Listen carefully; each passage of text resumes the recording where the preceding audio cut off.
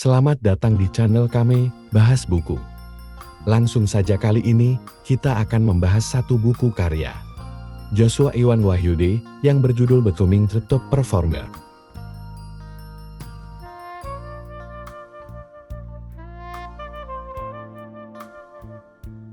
Menurut saya buku ini sangat menarik, karena memberikan kita cara pandang tentang dunia perkantoran. Dan buku ini bisa menjadi pegangan ketika di pekerjaan ada hal berat. Kantor adalah sebuah arena, dan kita berlomba melawan sangat banyak orang. Hanya sekitar 5% saja yang mampu mencapai puncak. Banyak orang memilih untuk tidak terlalu ambisius dan puas menjadi staf biasa saja. Namun, tidak kalah banyak juga orang tidak puas dan mengeluh, tetapi tidak berdaya dengan ketatnya persaingan. Akibatnya mereka merasa menjadi korban ketidakadilan nasib.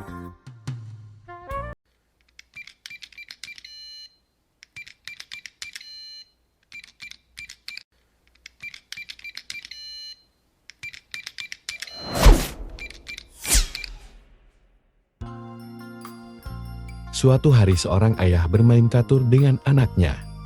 Dalam waktu singkat, sang ayah berhasil mengalahkan anaknya yang masih junior. Kesal dengan kekalahannya, sang anak protes. Sang ayah tersenyum mendengarnya. Sesaat kemudian terjadi perundingan, semua pion prajurit sang ayah dihilangkan.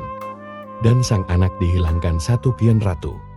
Tentu saja sang anak gembira dengan kelebihan 7 pion di awal permainan. Pertandingan catur pun dimulai. Dengan singkat sang ayah menghancurkan anaknya. Dalam permainan catur, pion ratu adalah pion paling hebat dan punya banyak kemampuan. Karena itu penting sekali untuk kita selalu menjaganya. Pion yang manakah Anda? Jika Anda hanya menjadi karyawan prajurit, maka akan ada 3 kemungkinan nasib Anda di perusahaan. 1. Dikorbankan. Logika sederhana di catur, saat diperhadapkan ancaman bahwa pion ratu Anda akan dimakan lawan, dan di saat bersamaan pion prajurit juga. Pion manakah yang Anda selamatkan? Dalam keadaan krisis, perusahaan tentu akan menyelamatkan karyawan yang menjadi nyawa perusahaan. 2. Dijadikan tameng atau umpan. Di catur pion prajurit selalu dijadikan tameng atau umpan dalam melindungi pion khusus. Di pekerjaan, karyawan biasa terkadang mengerjakan pekerjaan remeh-temeh. Menghadapi klien cerewet atau suatu pekerjaan yang menyita waktu, tenaga, dan emosi yang tidak sebanding dengan reward yang Anda terima. Mengapa perusahaan mengumpankan Anda? Karena kalau toh terjadi, perusahaan tidak akan mengalami risiko besar. Anda bisa digantikan oleh siapapun dan kapanpun. 3. Menjadi karyawan abadi. Orang ini tidak punya kemampuan khusus. Posisinya tidak akan bergerak kemana-mana. Gajinya akan bergerak pelan, dan terkadang akan mulai disingkirkan.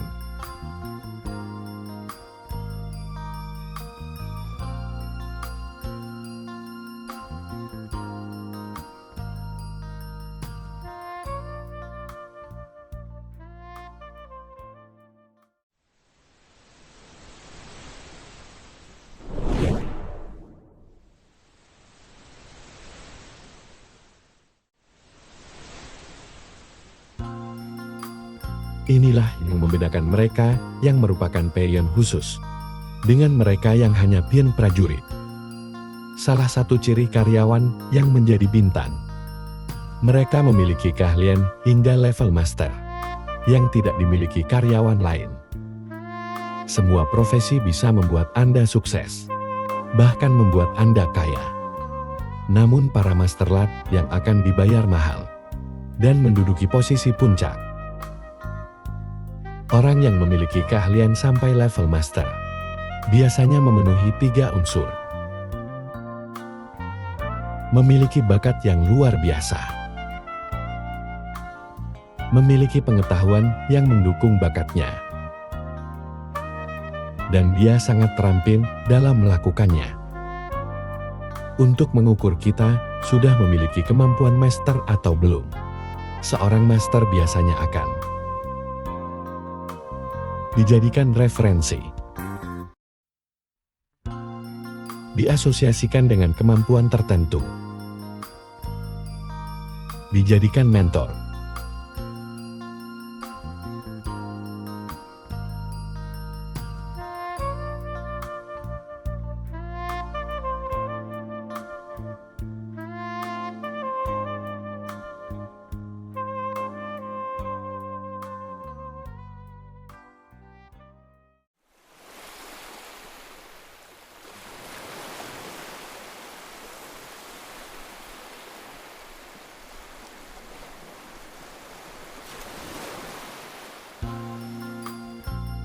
Pada kesempatan ini, saya akan tunjukkan kepada Anda beberapa mentalitas yang membuat kita tidak berkembang, bahkan mematikan potensi diri kita sendiri.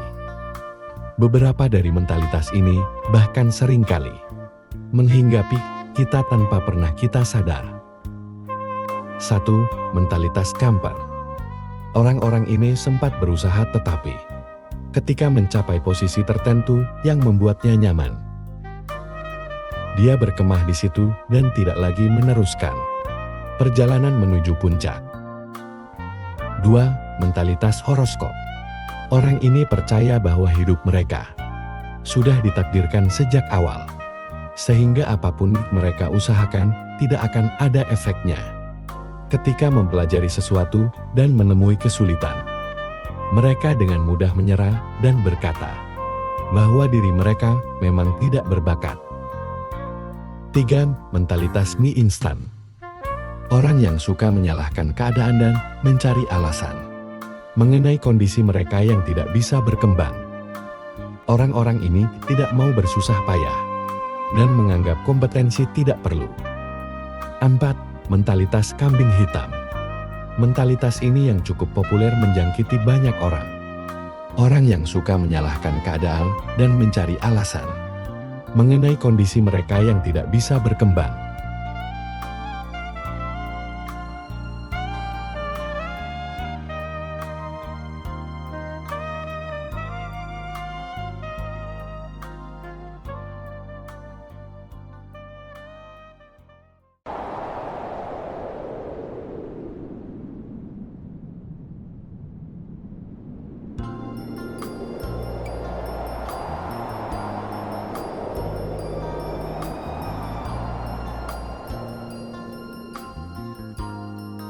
Mentalitas pro kompetensi yang terus mendorong orang-orang level master untuk terus berkembang.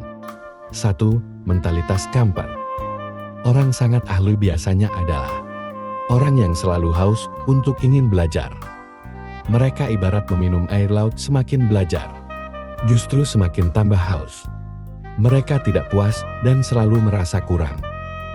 Itu sebabnya mereka selalu terpacu untuk mengembangkan diri terus-menerus. 2. Mentalitas spons. Orang-orang yang selalu terbuka untuk belajar pada siapapun dan kapanpun. Mereka tidak meremehkan orang lain. Seringkali kalau kita sudah menjadi cukup ahli, kita cenderung meremehkan orang yang kemampuan atau posisinya di bawah kita. Padahal kita tetap saja bisa belajar hal lain dari mereka. 3. Mentalitas laut merah. Mengapa laut merah dan laut mati berbeda? Alasannya sederhana. Ternyata laut mati merupakan pusat akhir berkumpulnya aliran-aliran sungai dan tidak ada saluran lagi. Sedangkan laut merah merupakan lautan yang menghubungkan sungai-sungai, sehingga air laut di tempat itu mengalir keluar dan terjadi rotasi pergantian air. Bersedialah untuk membagikan pengetahuan Anda kepada orang lain. Jadilah seperti laut merah menyalurkan air pengetahuan Anda kepada orang lain. 4. Mentalitas liquid.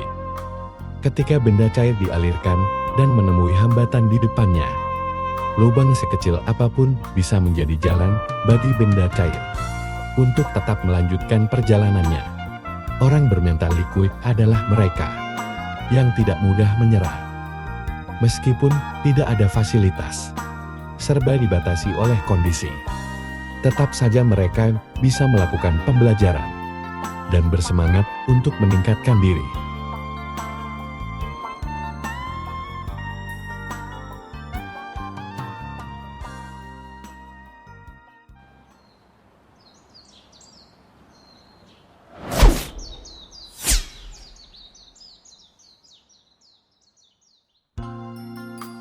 Untuk meningkatkan personal kompetensi Anda dengan lebih cepat lagi, cobalah beberapa cara ini.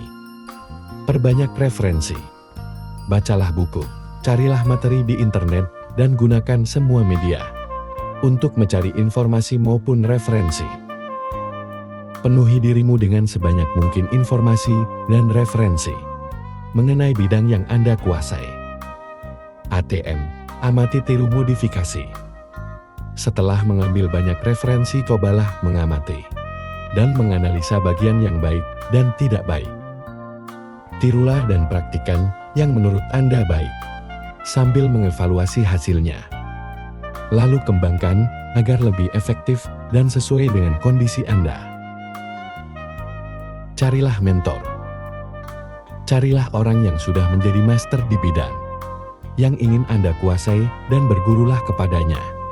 Luangkanlah waktu untuk membangun hubungan dengan mentor Anda dan pelajarilah pola pikir, serta temukan hal yang membuatnya menjadi orang yang sangat kompeten di bidangnya. Berkumpul dengan para master. Carilah komunitas yang berisi orang-orang ahli di bidang yang Anda geluti. Bergabunglah dengan komunitas dan sering-seringlah bertukar pengalaman dengan mereka. Bereksperimenlah. Beranilah untuk mencoba hal-hal baru bahkan meskipun orang lain belum melakukannya, tetaplah berani untuk mencobanya. Ambil semua kesempatan. Jika Anda ditawari berbagai kesempatan untuk mempraktikkan kemampuan Anda, jangan berpikir terlalu lama. Ambil semua kesempatan. Kesempatan tidak selalu datang dua kali. Ambillah semua kesempatan dan belajarlah dari sana. Imaginary exercise. Tips terakhir cukup unik, latihan visualisasi.